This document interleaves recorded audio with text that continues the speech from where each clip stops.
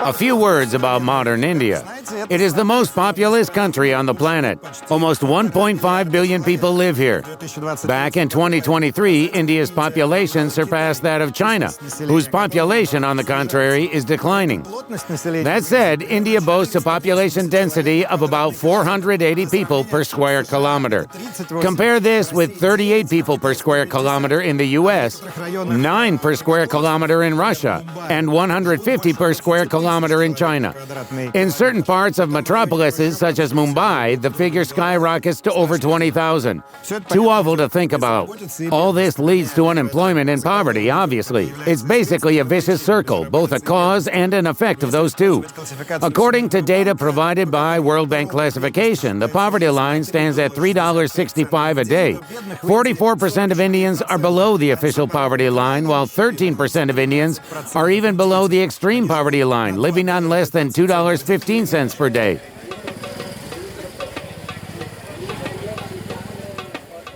Due to poor water, especially in rural areas, tuberculosis and cholera are still common in India. Healthcare here is largely private and out of reach. Many Indian metropolises, like this one, where we record this video, have some of the highest levels of air pollution in the world. As of 2019, 21 out of 30 cities in the world with the worst air pollution black spots are in India.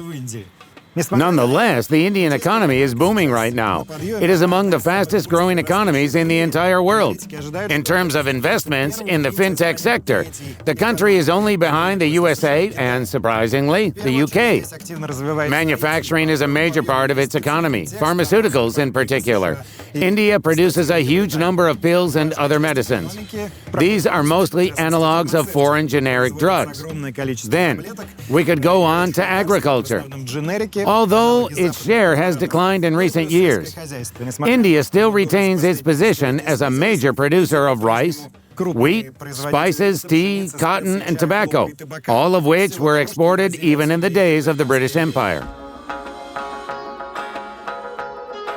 Your family is not that big by Indian standard. Typically in my generation, now mostly it's like 2 children, That's the norm.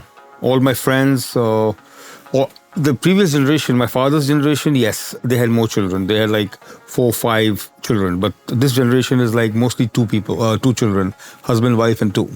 I was speaking of rich people, or middle class? Oh, mostly all classes. All classes? All classes.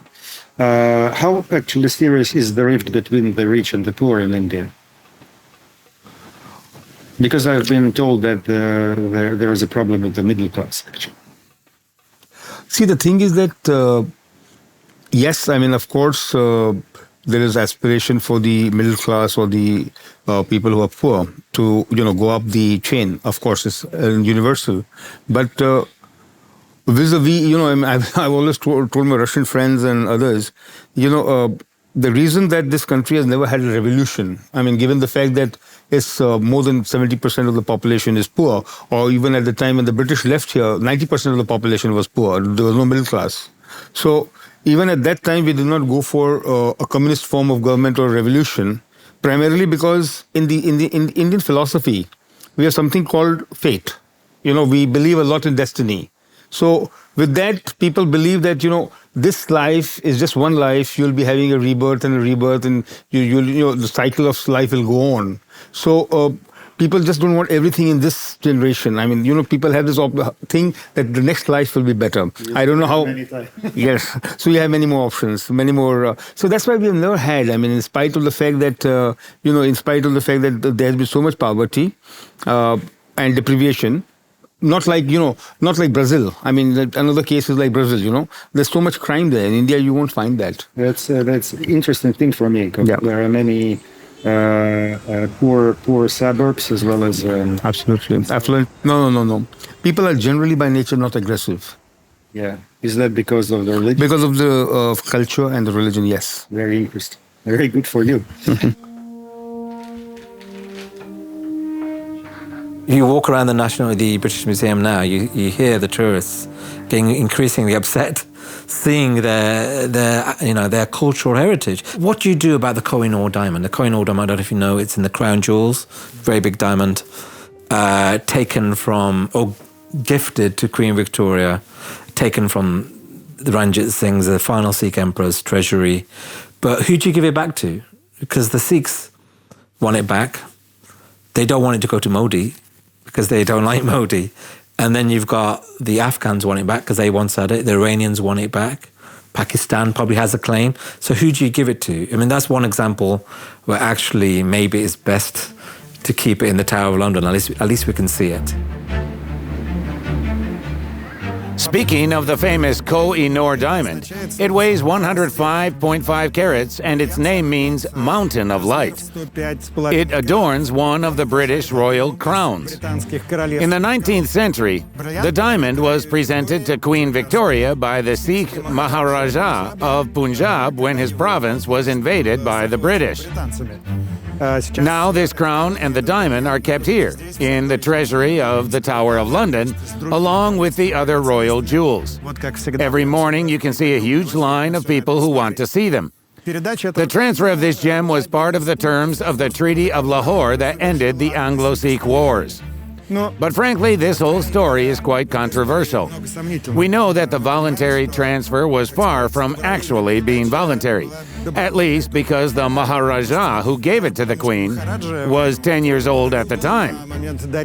It's often assumed that the boy was simply told to give the gem to that fancy lady from the painting. Moreover, according to the Treaty of Lahore, this poor 10-year-old Maharaja abdicated the throne and surrendered power not even to Britain, but to the East India Company. The diamond was delivered to London, recut and installed in the crown brooch of Queen Victoria. After her death, it was relocated several times from one crown to another, most recently placed in 1937 into the crown of Elizabeth Bowes-Lyon, wife of King George VI. After her death in 2002, the crown was transferred to the Royal Treasury in the Tower of London. But over time, it has become more and more dubious to display this gem. For example, at the coronation ceremony of Charles III, Queen Consort Camilla refused to be crowned using a crown with the Koh-i-Noor in it.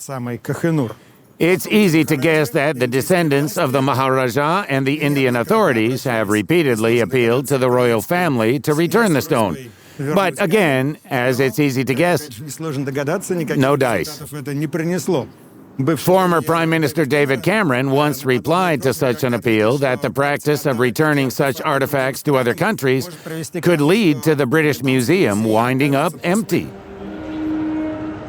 So now national museums in the UK, most obviously the British Museum, are subject to a series of laws that were put down, the National Heritage Act and the British Museum Act most obviously, that were invented in the 1960s and then kind of reinvented in the 1980s.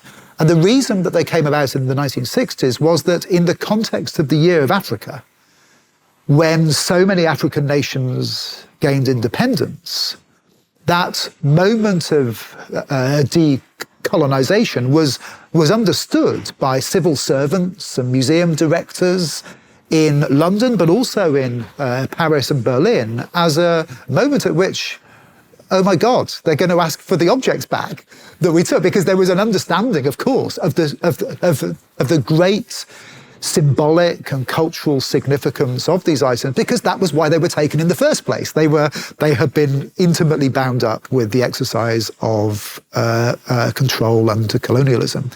So very fast, the law was changed. So the law can be changed. The question now is whether we're going to see the law changed for the national museums.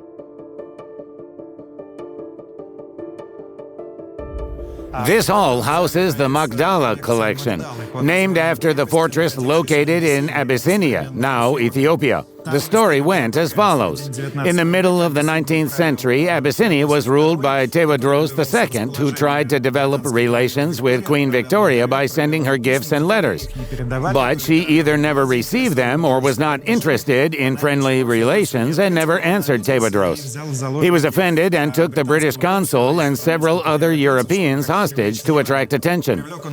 Instead, this resulted in a major punitive expedition which completely devastated Abyssinia and killed thousands of Abyssinian soldiers. Tewodros himself committed suicide to escape the ignominy of captivity, and Magdala was looted and destroyed. When they came, of course, they took royal crowns, numerous processional and other holy crosses, number of royal clocks, shields, several of the emperor's letters and nobles, and over 1,000 manuscripts. They even took several tablets. These are replicas of the Ark of the Covenant, which is a religious kind of artifact. Sadly, of course, most of these artifacts were sold to the soldiers as kind of like prize wins. And the city was even destroyed afterwards as a, quote, a mark of the anger of the British, I think after April 21st or so. And then most of them were taken back to Britain. So they mean quite a lot to Ethiopians and, of course, to the Ethiopian Orthodox Church. Here are two important facts about this story. First, look at these items. These are crosses because Abyssinia was a Christian state. And secondly, for the first time in history, an employee of the British Museum participated in this expedition. He was working publicly because it was the 1860s. By an amazing coincidence, his name was Richard Holmes. And this Holmes was making sure that the best of what was looted was accessioned into the collection of the British Museum. At the same time, he was setting up auctions where he bought and sold all sorts of other artifacts. Among other things, he left us an album of his drawings. Here is one of them. It depicts the punitive British expedition. It also says here that Ethiopia is demanding its property back, and the museum is now involved in an active dialogue with them. I believe first official request of reparations or repatriations were done in 2007 when the Ethiopian government asked for the return of these items. But unfortunately, the British law prevents libraries from returning items back to Ethiopia, namely the British Museum Act of 1963, which prohibits the British Museum from permanently disposing items in its collection. But as an attempt of reconciliation, of course, Victoria and Albert Museum, I believe in 2018, offered a long-term loan arrangement of the artifacts. This is an insult to injury to ask Ethiopians to take these items as loans. Of course, Ethiopia rightfully rejected this offer. You do not loan something that is yours. The British Museum also has about 200 gold objects from the Kingdom of Asante, today located within Ghana. Throughout the 19th century, the British were gradually weakening and destroying this kingdom. Two of its rulers, Asantehene, were exiled to the Seychelles. It sounds a bit funny now, but back then there was no resort in the Seychelles and it was actual exile. As a result, at the end of the 19th century, the British finally annexed Asante, and it became part of the British colony of the Gold Coast. A significant part of the gold, which was really abundant there, was transported to London, in particular here to the British Museum. On January 24, 32 Asante gold items were sent to Ghana on loan. 17 items were provided by the Victoria and Albert Museum and 15 more by the British Museum.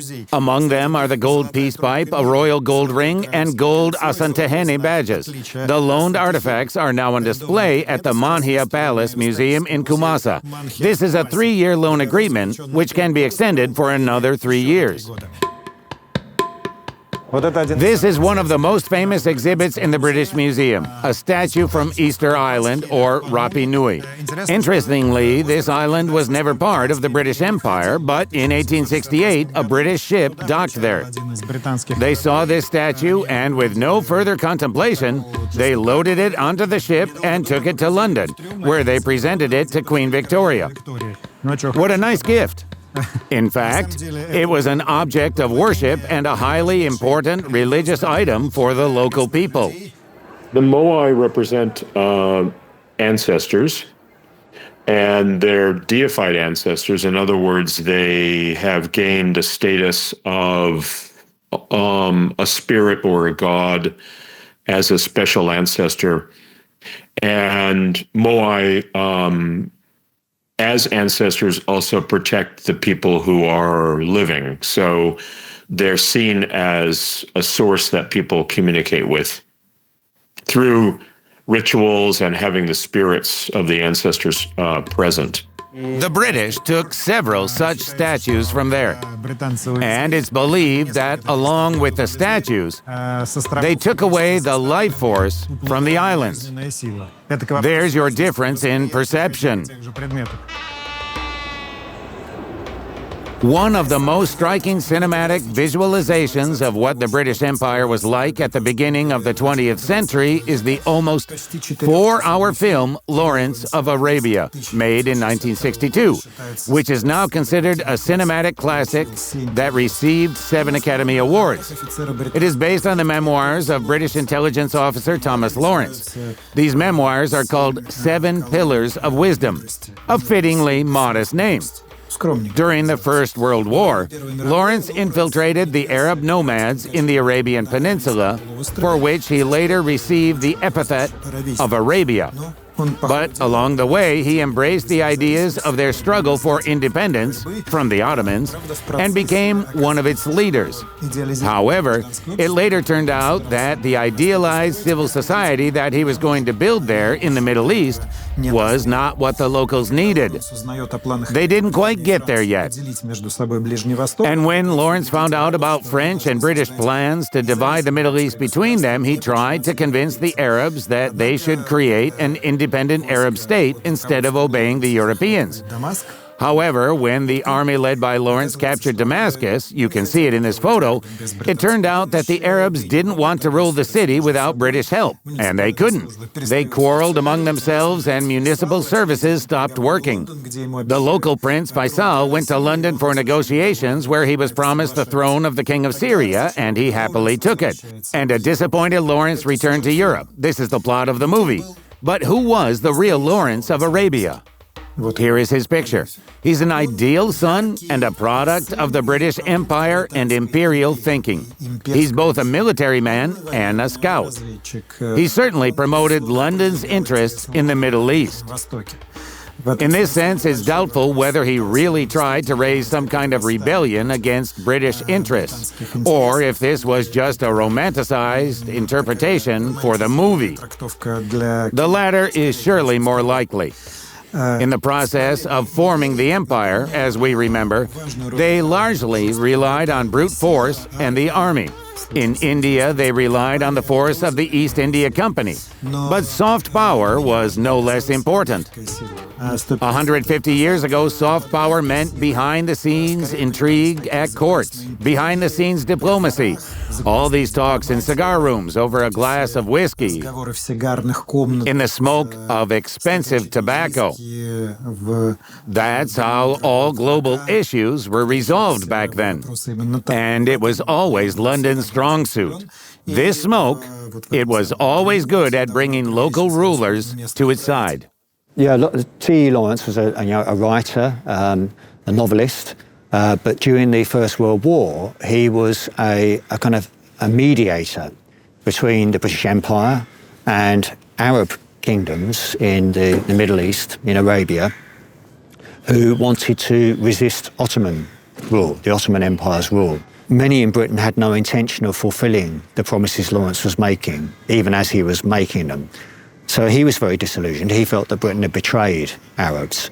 And then after the Second World War, even before the Second World War, with Britain backing Zionist Jewish settlement in what's now Israel, Lawrence felt that this was a further betrayal of the promises that he had made to Arab people in the Middle East. The problem was that Britain had promised Palestine twice, once to Arabs, as Lawrence himself had done, but also to Jews trying to escape oppression, pogroms, murder in Europe, to Zionists. After the Second World War, Britain found itself in a predicament in Palestine that it wanted to get out of as quickly as possible. Before World War I, the territory of modern Palestine was part of the Ottoman Empire, and it was a predominantly Arab region with a small Jewish population. But in 1917, after the First World War, the Ottoman Empire collapsed, and control of the Palestinian lands was transferred to London. This is called the British Mandate. London announced that it would establish a Jewish national homeland in the region. The Foreign Secretary Arthur Balfour, this is him, wrote a letter about this to the head of the British Jewish community, Walter Rothschild. Here he is. This document, this letter, is known as the Balfour Declaration. There it is. It says that Great Britain is supportive of Zionist aspirations and the struggle of Jews to return to their historical lands. London really started to facilitate the move of Jews here. They began coming to the region en masse. Their influx especially increased with the Nazis coming to power in Germany. We all know what was happening in Germany at that time. This, in turn, caused a stir among the Arabs. In 1936, they started a full-scale revolt against the increasing Jewish population and British control. In 1939, Britain published a so-called White Paper. Here it is, the White Paper, or Statement of Policy.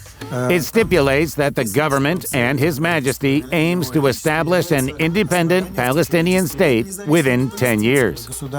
And the number of Jewish immigrants over the next 5 years should not exceed 75,000 people.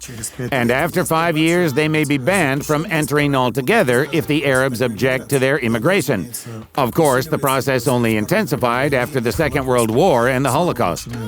Armed clashes began again, and now Zionist militant groups attacked British facilities. In 1947, the UN proposed dividing Palestine into Jewish and Arab states, making Jerusalem a common international zone. Now, looking back, we can say that it was a totally utopian plan. At that moment, the Jews accepted it, the Arabs rejected it, and Britain simply abandoned its mandate and left Palestine, leaving those who remain there to sort out all these problems themselves. And they are still doing it. The rest is history. In May 1948, the establishment of the State of Israel was proclaimed. The Soviet Union and Stalin supported this idea because it seemed to Stalin that he could use this as a way to bring socialism to the region, but he was mistaken. At the same time, Egypt, Syria, Iraq, and Jordan began the first Arab-Israeli war, which is known in Israel as the War of Independence. You know, there were certain contexts like India in 1947, like Palestine in 1948, where the British just wanted to cut and run. That didn't mean they wanted to give up on the empire just yet. They still wanted to be a major global power. They wanted a seat in the Security Council of the UN. So one aspect of that was becoming a nuclear power, doing all that Britain could to be a nuclear power, which would guarantee it a seat on the Security Council alongside the Soviet Union and the USA. So it did its weapons testing in colonial sites in Australia and then in Christmas Island in the Pacific.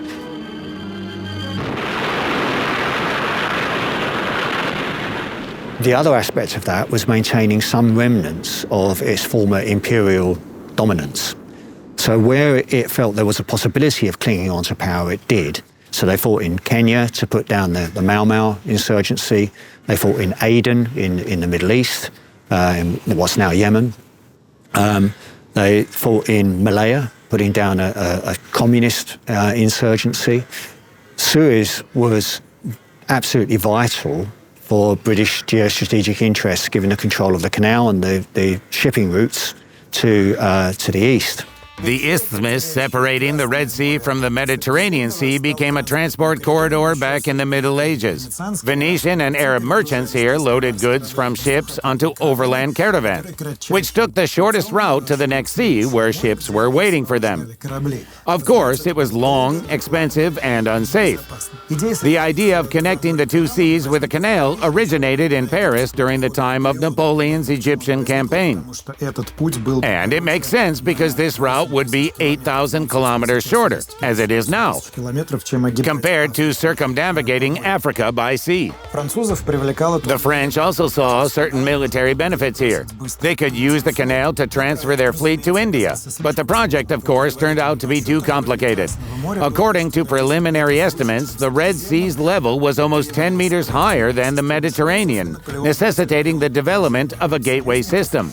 Napoleon was defeated by the Allies before this project was fully developed, and the idea of building the canal was postponed for 40 years. In the 1850s, French diplomat Ferdinand de Lesseps obtained consent from the Egyptian authorities and registered the Suez Canal Joint Stock Company in Paris. 44% of the shares were bought by the Egyptian government and 53% by the French government. Tens of thousands of workers were involved in the construction of the canal at any given time. It was the project of the century in every sense. Mostly, of course, the workers were Egyptian. According to official data at that time, about 1,000 people died during the construction. In the middle of the 20th century, Egyptian authorities were already talking about 120,000 dead. Either way, a lot of people died. In 1869, the canal was opened for ships, and here again, London's behind-the-scenes politics came into play. Only 6 years later, Ismail Pasha of Egypt, this proud man, sold the Egyptian shares to the British, and the channel officially became English and French. But in fact, Britain was its sole administrator. In July 1956, Egyptian President Gamal Abdel Nasser announced the nationalization of the Suez Canal as a means to fund the Aswan Dam project in light of the British-American withdrawal. Of course, it meant war. Israel took the side of the British and French owners of the canal, and the USSR took the side of Egypt.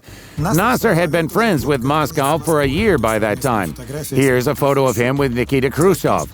The Egyptian leader was facing a very urgent issue of reforming the army. For that, he needed to buy weapons.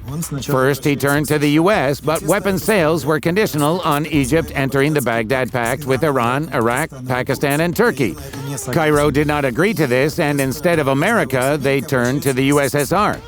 Moscow agreed and, through Czechoslovakia, began equipping the Egyptian army without any conditions, because the Soviet Union believed that in this way they would spread socialism to the Middle East. And this time their bet actually panned out. Egypt closed the Suez Canal to Israeli ships and effectively declared a blockade of the entire Israeli coast. On the night of October 29 to 30, 1956, Israeli armed forces pushed toward the Suez Canal, defeating 4 Egyptian units along the way. And on the second day, the Israelis were joined by British and French planes. By November 6, Britain, France, and Israel reached the Suez Canal and were about to establish full control over it. In response, Moscow sent an ultimatum telegram to the UN Security Council, demanding that London, Paris, and Tel Aviv cease fire within 12 hours and withdraw their troops from Egyptian territory. Otherwise, the USSR threatened direct military support for Egypt and hinted at the use of missiles.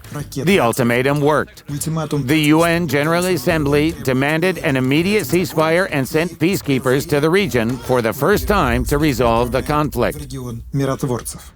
Interestingly, the U.S. did not support their allies in Britain and France because Dwight Eisenhower feared that World War III could break out. He wanted to avoid an escalation, and he absolutely did not need a conflict with the Soviet Union. He categorically demanded that the Europeans stop. We remember that by that time, Europe had already effectively handed over control of its defenses to the United States and NATO, and Britain and France had no choice but to obey. This was the first time Britain had to publicly retreat under the pressure from the new Anglo-Saxon Empire, which eclipsed the old one and pushed it back. So it thought that it could, in alliance with France and with Israel, that it could overthrow President Nasser's nationalist attempt to nationalise the canal with military force, that it could occupy the canal zone. And it was told in no uncertain terms that America's not going to back you. You're on your own, and furthermore, we want you to get out. And that was seen as a massive humiliation for many in Britain, that it now had to be obedient to the new American rising superpower. So it was a great blow to British prestige in 1956. Yeah. This city doesn't require an elaborate introduction. Many Russians visit it. Many live there. It's a mecca for some people, a dream for others. It's Dubai. And now, when we hear about it, or when we go there, we should remember that this is also an immediate legacy of the British Empire. In the 19th century, the Persian Gulf states developed rapidly because they were located at the intersection of key trade routes. The ships of the East India Company basically monopolized trade in the region, which led to conflicts with local merchants. As a result, at the beginning of the century, London signed an agreement with several caliphates to guarantee the free use of trade routes, and in return, the Crown, as usual, promised to defend the region from external enemies. They became a British protectorate. The territory known as Trucial Oman in 1853 included the modern United Arab Emirates and, most famously, Dubai. Then, of course, there were no skyscrapers or anything remarkable in the desert. It was just a small fishing village. The Emirates' main income came from the pearl industry. But after the discovery of large oil reserves here in the 1920s, the region became much richer by the middle of the 20th century. In 1964, the League of Arab States, here is its meeting, advocated for independence from Great Britain. In 1971, London announced the termination of the treaties with the sheiks, bringing to an end the Treaty Oman. Some of these sheikdoms united into the United Arab Emirates, which we all know today. And despite the fact that Dubai is now the capital of one of these emirates, an independent state, if you have been there and researched how this city works, you know that they are always very consistent with both British law and the British economic approach. Overall, they have always followed Britain even more closely than the United States, which, of course, is also widely represented and has a huge presence there. Among other things, it's where the CIA's Middle East station is located, which is a known fact in certain circles. What caused the collapse of the British Empire? It was the same as with others. The world was changing. It's hard to explain in a couple of words. After the end of the First World War, the Dominions were playing a bigger role within the empire. It was due to their participation in the war. They sent troops, supplied weapons, produced shells, resources, people. Take the Canadians or the famous Australian and New Zealand Army Corps. Anzac Day is a national holiday in Australia and New Zealand. At the same time, these dominions declared their agency during the First World War. Why is it that we are at war, but all the decisions are made without us?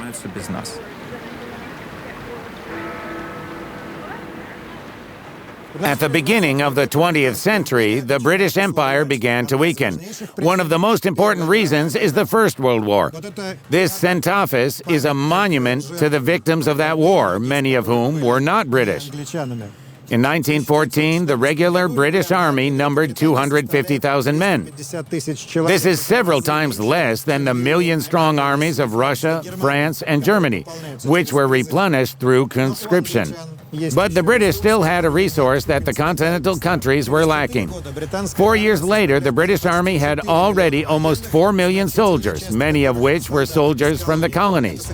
This played an important role in victory for the Allies. However, by the end of the war, resentment was growing in these colonies. They were providing London with people and resources.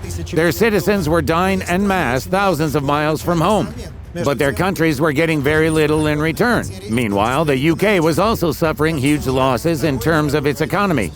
By the end of the Second World War, the kingdom's national debt reached £3.5 billion, with the US being their main creditor. During World War II in Great Britain, every third house was destroyed. More than 250,000 military personnel and 60,000 civilians died.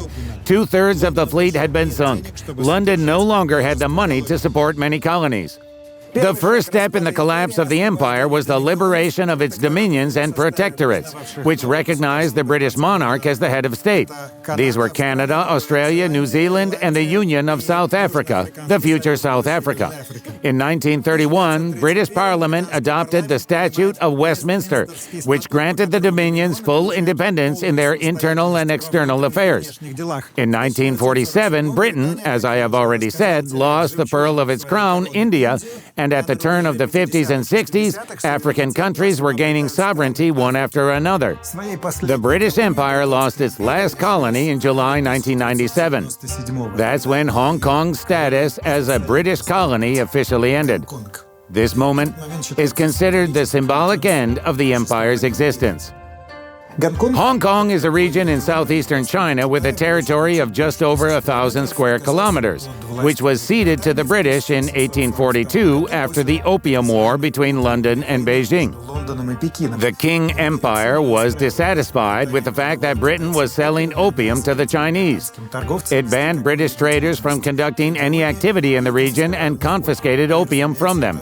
Of course, this turned into a war which was successful for London. The British began to develop Hong Kong as a strategic port for trade with China and other Asian countries. As a result of the Second Opium War in 1860, the Kowloon Peninsula and Stonecutters Island were also ceded to form part of British Hong Kong. Then in 1898, China leased most of modern Hong Kong to Great Britain for a period of 99 years. In the beginning of the 20th century, the population of this city was growing rapidly due to the influx of Chinese. They fled wars, revolutions, and poverty on the mainland. And the city developed as a center of international trade, banking, and shipping. Finally, the 100-year lease of Hong Kong was coming to an end. In 1984, Great Britain and China signed a memorandum which would transfer Hong Kong from British rule to Chinese rule. It was to take place in 1997. Here is the photo with Margaret Thatcher from the British side. The conditions for the handover of the city to Beijing were the preservation of Hong Kong's capitalist system. We remember that China is socialist, and the preservation of Hong Kong's broad autonomy within the framework of the one country, two systems principle for another 50 years until 2047. This is 1997, the handover of Hong Kong. British flags were solemnly lowered everywhere, while Chinese flags were solemnly raised. The Chinese People's Army solemnly entered the city, paraded through the streets, and went to the barracks. And it seemed like life didn't change at all. I remember it very well because I was one of the journalists covering this process. I remember we flew to Hong Kong a year after this broadcast in 1998. It was a very British place. Absolutely everyone spoke English. There were still British flags everywhere, even though it was already China. I remember it seemed strange to many journalists from Russia that the locals were so happy to return to China, because many people really were. And in Russia, it was the 90s, the time of freedom. Everyone brought up Aksionov's novel, The Island of Crimea, where, according to the plot, Crimea is not a peninsula, but an island. And after the Russian Civil War, it stayed with the White Army. Then they wanted to reunite with the mainland and negotiated the return with the communist government in Moscow, all while capitalism was flourishing in Crimea. Well, the Soviet army entered, destroyed everything, and capitalism totally perished, as well as the main character. Everyone compared it to the island of Crimea and wondered why people were so happy. But the people were happy nonetheless because they were tired of living under the British. Actually, the fears of Russian journalists at that time might have been justified, because the principle of broad autonomy lasted 20 of the planned 50 years. And it's not really holding up anymore, because by the end of the 2010s, Beijing began to tighten the screws. These photos show how in 2019 in Hong Kong, there were huge protests with thousands of people taking to the streets against a bill that allowed extradition from Hong Kong to mainland China. Later, the protesters demanded the preservation of the political freedoms promised to them earlier. Local lawyer Benny Tai even came up with the idea to hold unofficial primaries, a preliminary selection of opposition candidates for elections to the local legislative council. Beijing saw this as an attempt to overthrow the constitutional government. 50 residents of the city were charged, many were imprisoned, and sentenced to real terms of up to 10 years. The Apple Daily opposition newspaper was shut down, its accounts were frozen, and the owner ended up in prison. All in all, we can say that Hong Kong passed from the rule of one empire to the rule of another empire. Well, at least geographically and historically, it is much closer to the current one. Now we're in the second half of this 50-year period, in which China would get more control. Naturally, they're already thinking about it, trying to enforce it, and businesses take this into account. So far, they still work largely under British law, according to rules and laws that existed during British rule. But people understand that it's coming to an end and they need to adapt. You can't have these two systems coexist in their full form. It's impossible. After the death of Elizabeth II, you predicted the Commonwealth would weaken or even collapse. Why? Because it was Elizabeth II's personal project in many ways, and it was mostly based on her authority. And in the last years of her reign, many said that the Commonwealth would undergo some changes, one way or another. Some tensions could be sensed already back then, and some countries tried to withdraw from the Commonwealth, or at least change their form of government so as not to have a British monarch as their head of state. And they were successful. There are examples of that in Caribbean countries and some others. The Commonwealth of Nations is the direct heir of the British Empire. Its headquarters is located here in a mansion. No, in a palace. Marlborough House in London, 300 meters away from Buckingham Palace. The Commonwealth in its current state was formed in 1949 when the British Empire was already crumbling. Now it unites 56 countries with a total population of 2.5 billion. The flags of these 50-plus states are flying along the fence. Technically, the resident of Buckingham Palace, the British monarch, is the head of the Commonwealth. But de facto, he doesn't have any power over the member states. I think that given the new geopolitical situation, Brexit, also the rise of China, that the Commonwealth has taken on new significance. It was dying. For the last 6-7 years, it wasn't seen as really important. We couldn't even get funding for the Commonwealth Games, the athletics competition, because nobody wanted to have it.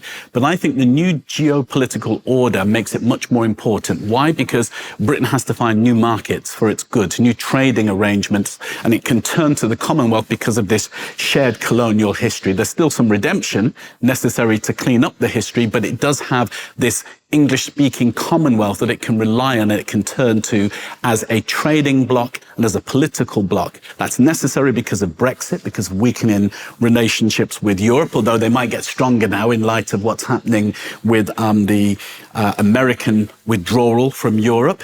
So it's become important in that sense. Oh, the Commonwealth, has from day one struggled for a meaning. What is it?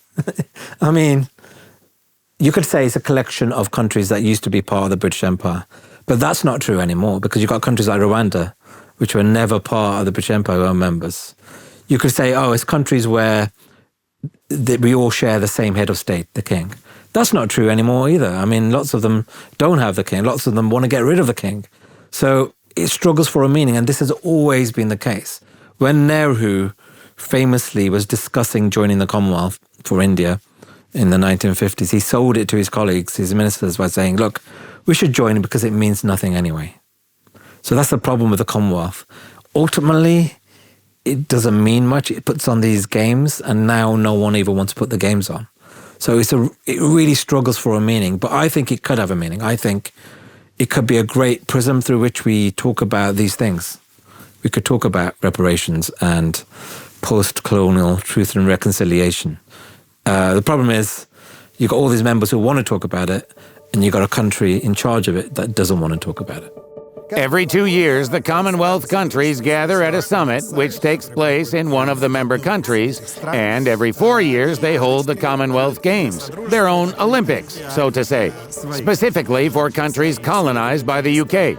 At the most recent summit, which took place in the autumn of last year, African and Caribbean countries demanded reparations for the transatlantic slave trade. The conclusion was a communique, which was signed by the British Prime Minister, Keir Starmer.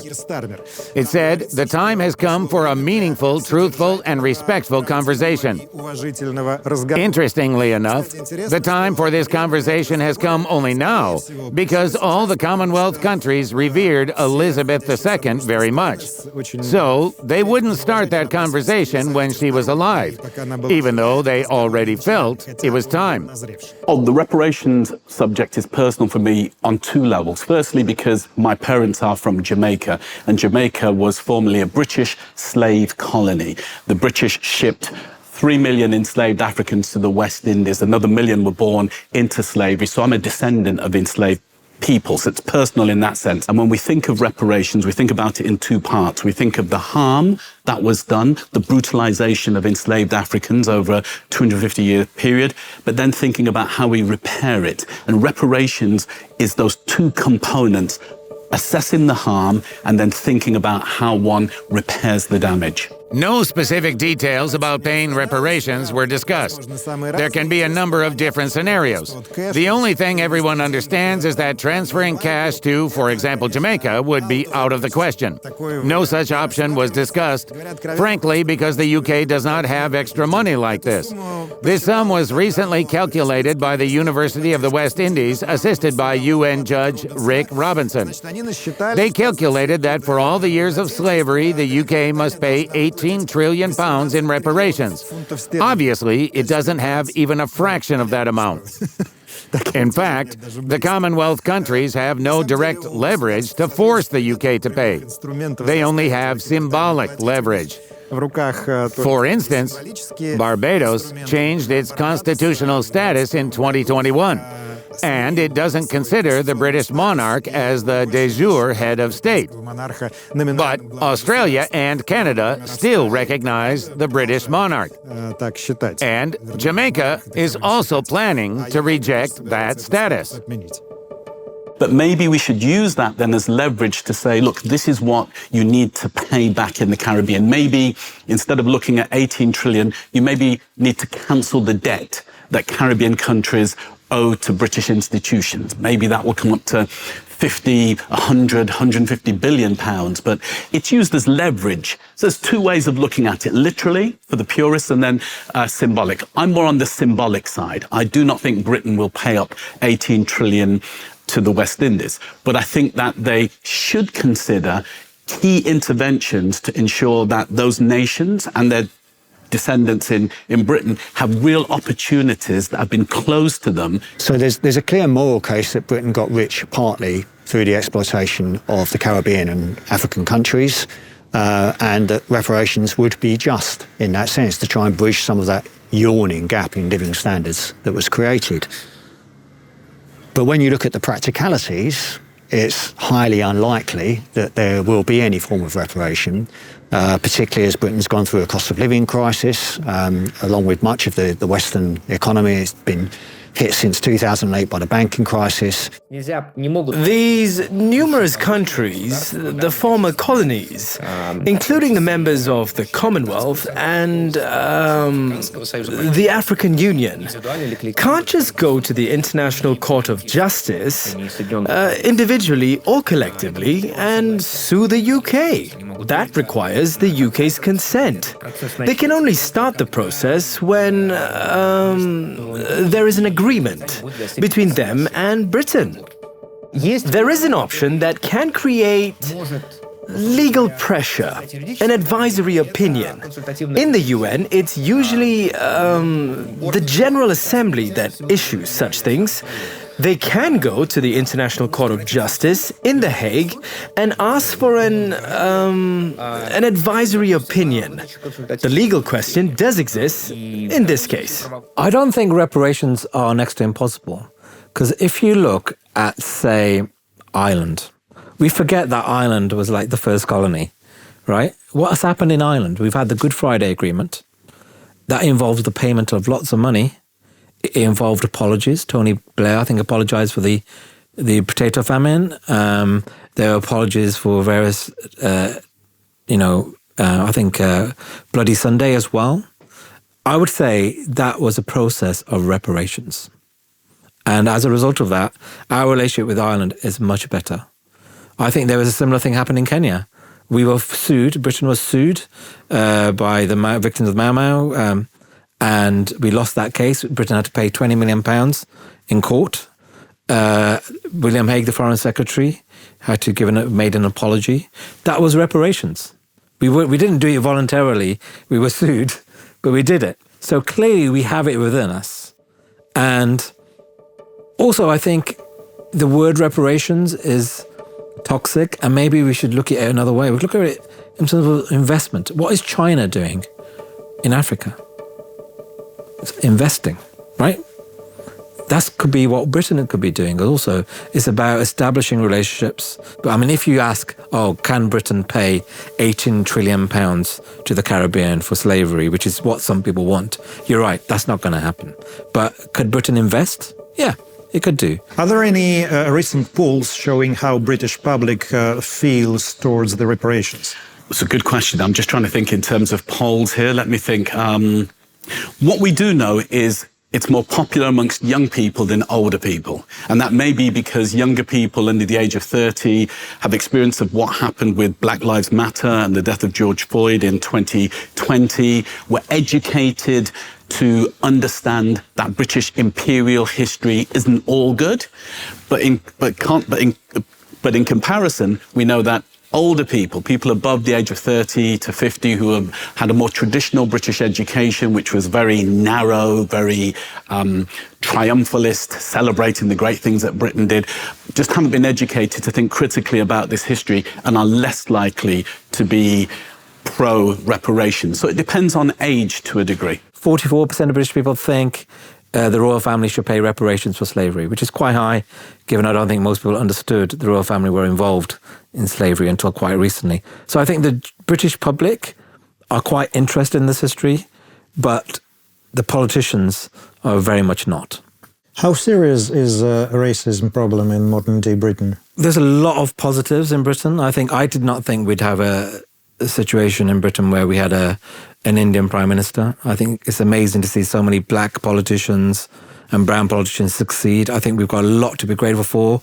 The racial violence of the 1970s and 80s that I remember has gone to a degree. But equally, a few months ago, we had race riots, so-called race riots, on our streets in Britain. I don't know if you saw the news, Manchester, half of the areas police cannot enter. London, half of the areas police cannot enter. It's shameful on Britain that 4,000 girls between 12 and 14 years of age in Manchester, in Leeds and other places, total is more than 40,000 girls. They have been raped and pushed into prostitution. By whom? By Pakistani migrants. You can't say that you don't know it. It's all there on the internet. And Britain calls itself a civilized country. If you raise your voice as a Christian, as a white man, you are arrested and persecuted in Britain today. How do you feel about yourself? You consider yourself more British or more Sikh? Yeah, it's a funny one. I say I'm British Sikh. Or easier, I just say I'm a Londoner or I'm from Wolverhampton. I don't really have a problem with that. And I feel like it's become easier and easier to be someone like me. But now you've got a situation, I don't know if you've been following the news the last few weeks, where you've got brown and Asian conservative politician saying that she is not English and that Rishi Sunak cannot claim to be English. The politics is getting more and more right-wing, where you're getting conservatives saying about their own prime minister, former prime minister, that he was never English. It's absurd. I mean, this is stuff that hasn't come up in my lifetime, but now suddenly it's being debated. And this is the way politics around the world is just getting radicalized, I think largely by Trump, because America is now proudly white supremacist. And so that's encouraging politicians to say crazy stuff. How is America, and if we can name it so, American empire is seen in modern-day Britain? Well, that's a very interesting question. Many Britons, along with many Americans, wouldn't identify an American empire, even though there were very strong imperial tendencies which have waxed and waned in American policy. Today, I think, right now, many Britons are seeing in Trump, rather than Biden, a swing towards a much more imperial, much more aggressive attitude, reminiscent of some of the things that the British Empire used to do, identifying a territory that certain British interests wanted and then finding pretexts to annex that territory. We're seeing that in Trump's rhetoric. But there's certainly a dawning realisation right now, I think, that empire is no longer a British preserve, certainly not, and that it may well be America as well as other global superpowers that are becoming the new empires of the 21st century. What exactly is known under the name of Britain's Second Empire? Britain's Second Empire is the term we use to refer, in a sense, to what's left after the formal empire. So eventually, most of Britain's colonies gained independence, but there are a set of jurisdictions left which, for different reasons, remained part of the empire, and these are what are called the crown dependencies. Now, what these all have in common, and it's no coincidence, is that since a little bit since the 1930s, but particularly since the 1950s, they've all been on this road of becoming financial centres, providing, typically with high amounts of financial secrecy, providing financial services to non-residents in ways which we can explore, but which have all sorts of damaging global impacts for the rest of the world.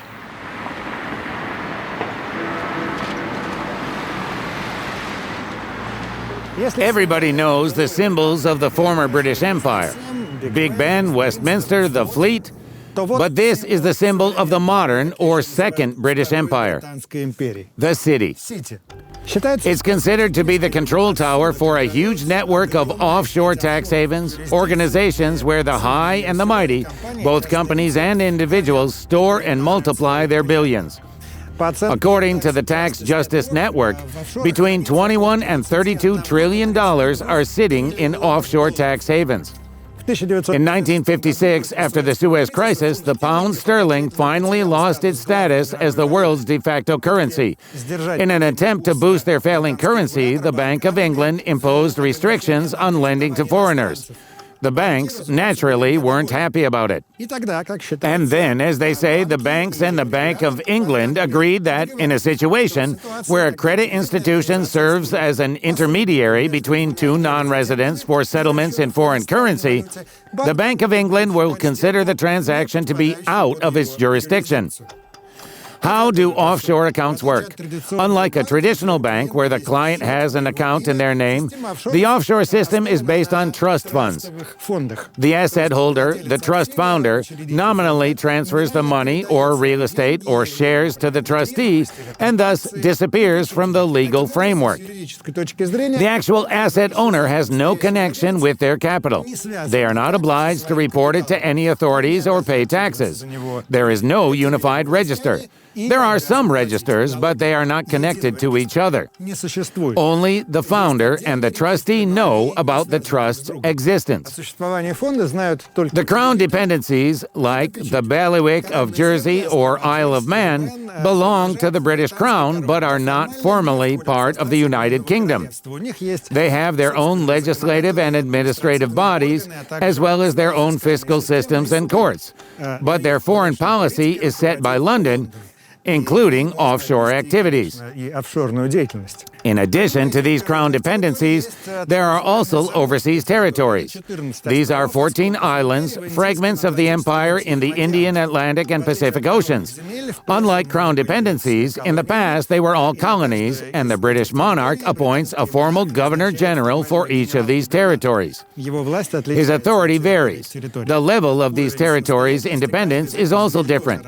But what's important is that 9 of the top 10 offshore companies in the world are registered in these British territories. It is believed that 75% of the world's offshore hedge funds are registered in the Cayman Islands alone. But of course, no one knows the exact figure. But that's the most basic scheme. In fact, there are usually several firms between the owner and their money. They are called shell companies, and their function is to further mask the money's origins. For this reason, it's very hard for a journalistic investigation to find anything without the help of special services. Sometimes it's simply impossible. And very often, when they publish a major investigation, it's either the result of some kind of leak from a hacker's attack, or it is the result of the special services work. So how much money estimated to be on offshore currently? So there are different estimates of this, and older estimates go up to perhaps $20 to $30 trillion. That compares to a global GDP of $80 to $100 trillion depending on the period. Our most cautious estimate for the most recent data is something around 10% of global GDP, which is at the moment $9 to $10 trillion. Now, of that, we think perhaps 2/3 is not being declared to tax authorities in the countries where people are tax resident. So we're talking, let's say, some number of trillions of dollars, possibly quite a large number. Obvious question, does London or any other capital or government have control over offshore territories? So the UK government has played this game almost since the beginning of this process, of saying that these territories, yes, they are dependencies, but actually they have their own elected governments, and it's really not for us to interfere. They are making their own decisions about, for example, providing the kind of financial secrecy and about the damage they do. But in fact, the work that we've done at the Tax Justice Network and others like the journalist Nick Shaxson, looking into the UK archive, what you find is it's very clear. The UK government has consistently had these discussions internally. And so if you look today, while the UK government will say, all we can really do is encourage the overseas territories and the crown dependencies, in fact, in law, the UK government has the final say on any legislation. Often it won't choose to intervene, but it always can.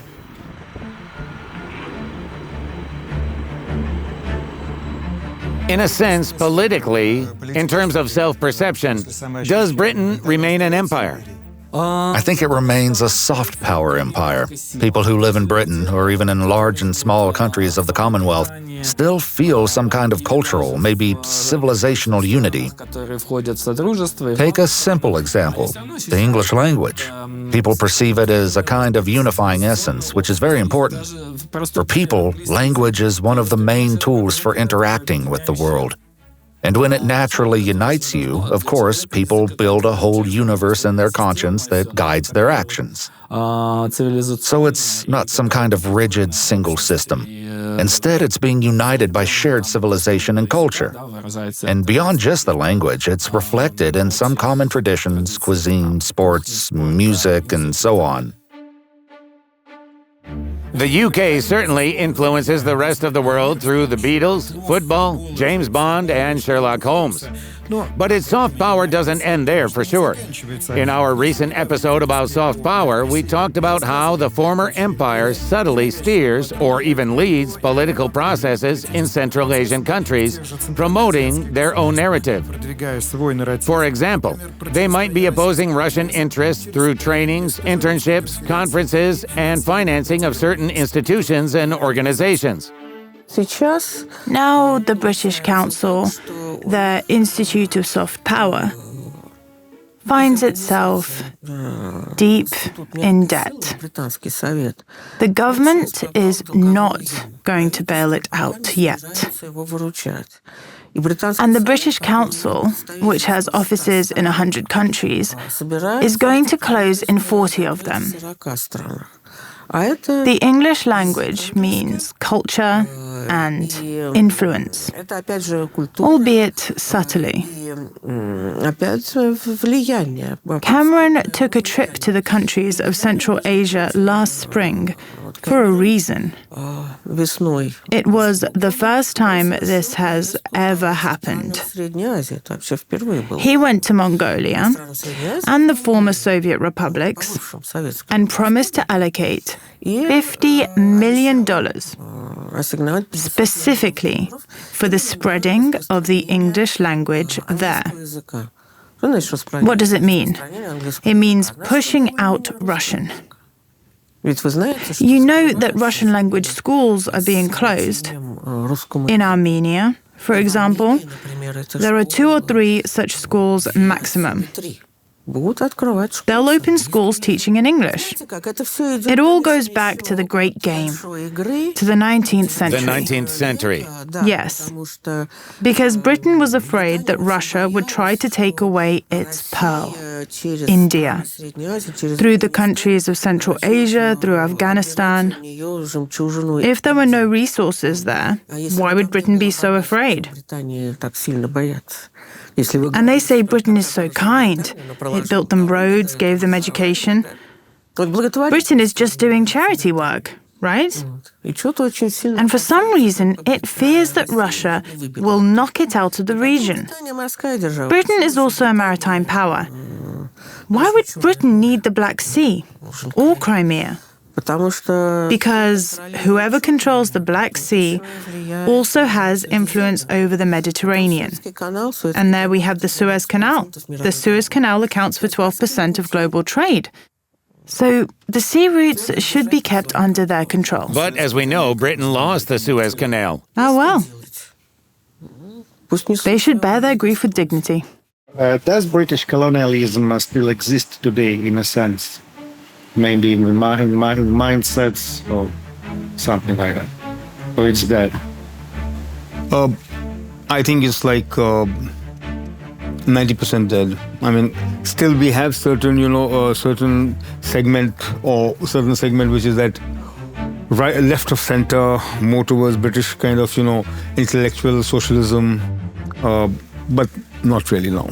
If I can just add to this, if you talk about my generation and people around me, the concept of like being under somebody or the British being over you, like having a power over you, that's completely gone. I don't even think that's even a thought in our heads any longer. So it's not that, Britain's a high power or like the colonialism, it's completely gone in my generation, at least, for sure.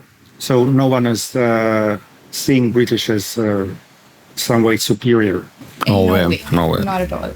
Well, I think that they try to exert their influence where they can. There's still delusions of grandeur, okay? But frankly speaking, I don't think anyone pays much attention to Britain, frankly. Of course, there are imperceptible ways in which the British influence remained, right? So we can take your question in a different direction. The legal systems in many of these colonies were British. The institutions of state, the parliamentary system was British. So the fact that English became the lingua franca of so many people, and I think you would agree, that it is the dominant language in the world. And here we are sitting by the Acropolis, you, Russian and Greek, speaking English. So that is an element of cultural imperialism. So it has, the British Museum and the other museums do celebrate this cultural superiority, but no, it's not an empire anymore. It certainly doesn't have the economic resources to be an empire.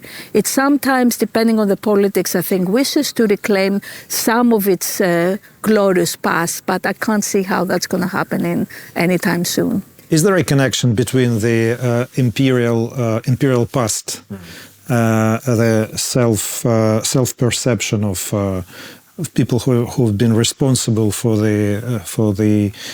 many countries in the world, and the firm stance which modern-day Britain took as an ally of Ukraine? I think there's a contradiction there because, if you look at the countries in the world which are most nostalgic about their empires, you'd have to put Russia at the top. If you look at the surveys of former European colonizing powers, the one country more nostalgic than British for their empire are the Dutch. Dutch, tiny country, disproportionately large empire, and before the British. The British were copying the Dutch when they started their empire. The British are also nostalgic for empire, but it's a complete contradiction. Then they are enraged about Russia doing something about it. Their nostalgia. I guess the difference is we have the feeling of nostalgia, but we don't act upon it. Britain has been part of a coalition. And I think that coalition of nations in Europe and the US who have been supporting Ukraine, I think it's got more to do with the post-Cold War scenario and keeping Russia in check. I think it has a lot to do with geopolitics within Europe at this particular point in time, although that's going to change with Trump because Trump sees China as being more of a threat than Russia at this particular point in time. But yes, there is a certain kind of irony at play in that you've got a country which has invaded other countries. Britain went to Nigeria, bombed the people, and took over the land, done some terrible things and not atone for them, not even apologize for them, but yet they are complaining, rightfully, about what Russia is doing in Ukraine. But it does smack of irony and a little bit of a contradiction in terms, to say the least.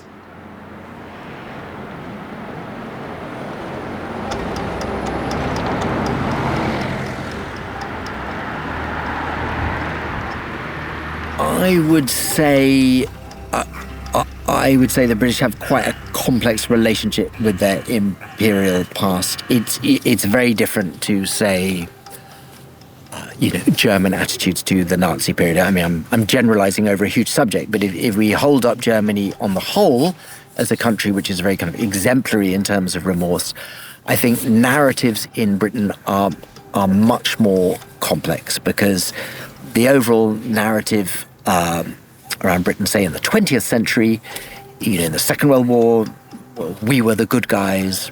That sense is very strong. The sense that the British played the leading role in suppressing slavery in the 19th century, which is true insofar as it goes. Those narratives, I think, are quite deep within, I guess, the British kind of mental psyche, if you like. So I would characterize it as a discordant, fractured debate without much consensus. And unfortunately, as we all know, we live in very polarized times and times without much nuance, if you like.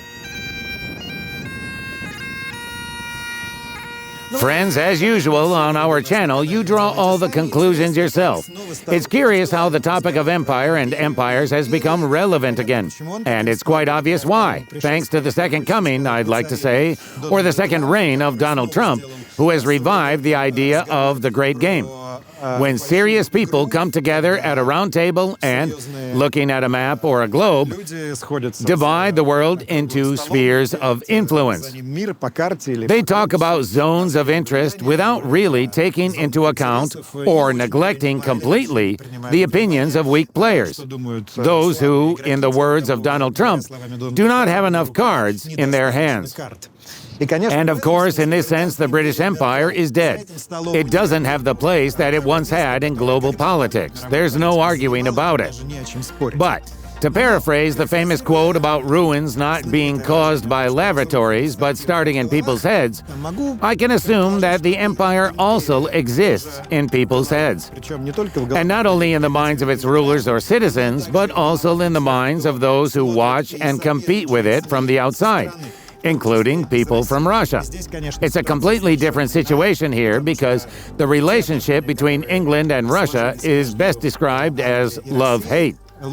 Because when everything is fine, like in the 90s or 2000s, it is here that rich and wealthy people most often and proudly send their children to study. That's where they keep their money and buy real estate. And when things get bad, as they are now, they see England and the British as the main antagonists. It's clear why. Because the British know how to behave and position themselves in a very subtle way when talking about things of importance. After all, since imperial times, the British have always been the best at soft power, solving tough issues with reverence, hiding their rational intentions behind a convincing facade of values, and making difficult and tough decisions with a smile, while others would resort to brute force or nasty arguments. They say, for a reason, that British intelligence very often employs people not from military academies, as in most countries, but from humanitarian universities and schools. Because philologists and philosophers can have a conversation with intellectuals on any topic with a refined smile, while at the same time holding a revolver in their pocket. Remember the James Bond films, which are also an element of British soft power. And in this sense, friends, we can say, to paraphrase another well-known expression, that the empire is dead, and long live the empire. This is Redaxia. If you like what we're doing, please support us through the links in the description, through Boosty, Patreon, and YouTube sponsorship, because only your support gives us the opportunity to keep going.